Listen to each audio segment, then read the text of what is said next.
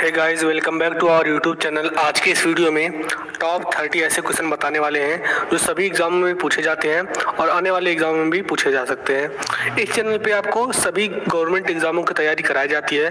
कृपया करके इस चैनल को सब्सक्राइब कर लीजिए। साथ ही साथ आपको पीडीएफ भी प्रोवाइड करा दिया जाता है। पहला प्रश्न है, डायनामाइट के आविष्कारक निम्नलिखित में से कौन थे? तो डायनामाइट के आविष्कारक अल्फ्रेड नोबल थे। ऑप्शन नंबर सी आपका करेक्ट आंसर हो जाएगा। अगला प्रश्न है, संतरे में कौन सा विटामिन अधिक होता है? तो संतरे में विटामिन सी पाया जाता है। Option number C right answer हो जाएगा। अगर आप सभी को इस प्रश्न का पीडीएफ चाहिए तो आप हमारे टेलीग्राम चैनल से ज्वाइन कर सकते हैं, वहाँ पे पीडीएफ अपलोड कर दिया गया है। अगला प्रश्न है, एल्यूमिनियम किस खनिज से प्राप्त की जाती है? तो एल्यूमिनियम बॉक्साइट से प्राप्त होती है। Option number C correct answer हो जाएगा। अगला प्रश्न है, विद्युत बल्ब का फिलामेंट किसका बना होता है? तो विद्युत बल्ब का जो फिलामेंट होता है वो टंगस्टन का होता है। Option number B right answer हो जाएगा। जितने भी प्रश्न आपको बता रहे हैं ये किसी न किसी गवर्नमेंट एग्जाम में पूछे गए हैं और आगे पूछने का 99% आशा है, तो आप लोग वीडियो ध्यान से देखिएगा, कहीं भी वीडियो को स्किप मत कीजिएगा। अगला प्रश्न है, बायोगैस का मुख्य अवयव है? तो बायोगैस मुख्य अवयव उसका होता है मीथेन। मीथेन से बायोगैस बनाया जाता है। Option number C correct answer हो जाएगा। अगला प्रश्न है, संगमरमर किसका रूप है? तो संगमरमर एक चूना पत्थर का रूप है। Option number C right answer होगा। यह आपके लिए मोस्ट इंपॉर्टेंट प्रश्न हो सकता है, हाल फिलहाल के एसएससी के एग्जाम में पूछा गया था। अगला प्रश्न है, सबसे हल्की धातु कौन सी है? सबसे हल्की धातु लिथियम गैस होती है। Option number A right answer हो जाएगा। यह आपके लिए मोस्ट इंपॉर्टेंट है, यूपी कांस्टेबल के एग्जाम में पूछा गया था।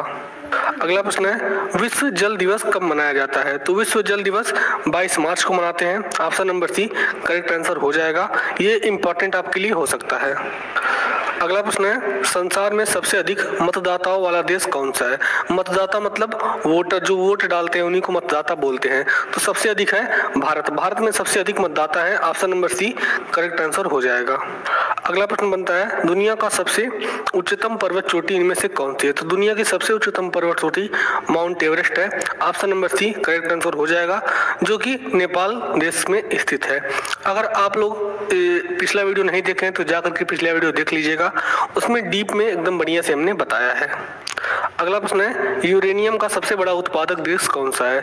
तो यूरेनियम सबसे ज्यादा कजाकिस्तान में पाया जाता है। Option number B right answer हो जाएगा। अगर आप लोगों को किसी भी टॉपिक पे नया वीडियो चाहिए तो टॉपिक आप कमेंट बॉक्स में, विश्व का पूछ रहा है ना कि भारत का।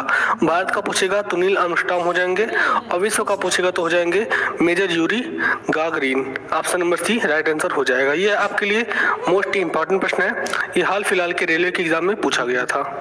अगला प्रश्न है, विश्व का सबसे छोटी महाद्वीप कौन सी है? तो विश्व की सबसे छोटी महाद्वीप ऑस्ट्रेलिया महाद्वीप है। Option number B right answer हो जाएगा।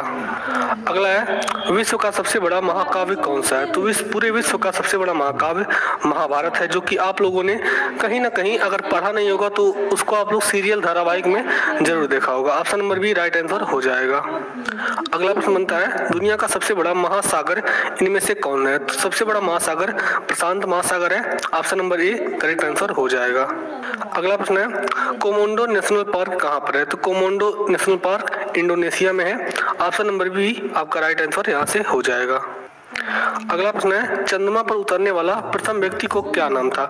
तो चंद्रमा पर सबसे पहले नील आर्मस्ट्रांग उतरे थे। Option number A right answer आपका हो जाएगा। अगला प्रश्न है, किलिमंजारो पर्वत कहाँ पर स्थित है? तो किलिमंजारो पर्वत तंजानिया में स्थित है। Option number A right answer हो जाएगा। यह आपके लिए इंपॉर्टेंट प्रश्न हो सकता है, तो आप लोग जितने भी आपको हम इंपॉर्टेंट प्रश्न बता रहे हैं वो आप लोग स्क्रीनशॉट लेकर के रख सकते हैं।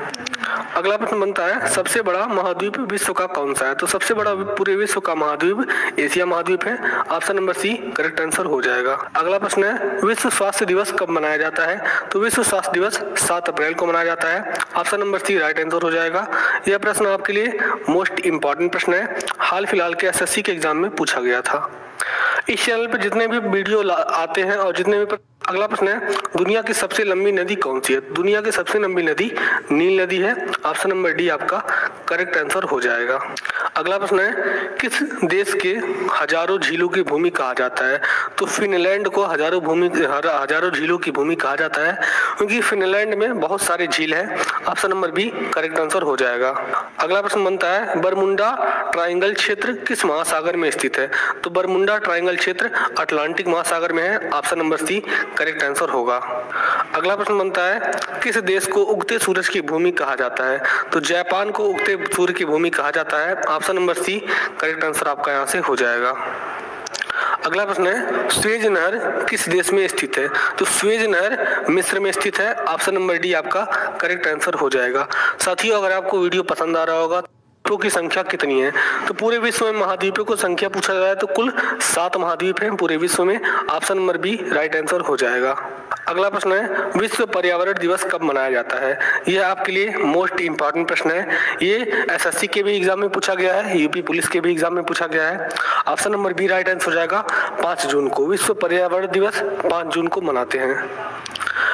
अगला प्रश्न है, आंसुओं में कौन सा पदार्थ घुला होता है? ये आप लोगों को कमेंट करके फटाफट बताना है, क्योंकि आप अगर छोटे होंगे तो आप लोग आंसू जरूर पिए होंगे। तो आंसू आपको किस मतलब आंसू का स्वाद किस टाइप का होता है आपको बताना होगा। इस प्रश्न का उत्तर आप लोग कमेंट बॉक्स में फटाफट जाकर के दीजिए। अगर आपको नहीं पता होगा तो आप लोग कमेंट में इसका जवाब पूछ लीजिएगा, हम आपको जरूर बता देंगे।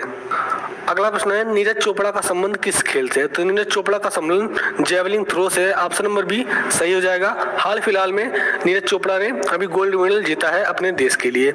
सो दोस्तों, आशा करता हूँ वीडियो आपको पसंद आया होगा। यहीं पे आपके 30 क्वेश्चन समाप्त होते हैं। अगला वीडियो फिर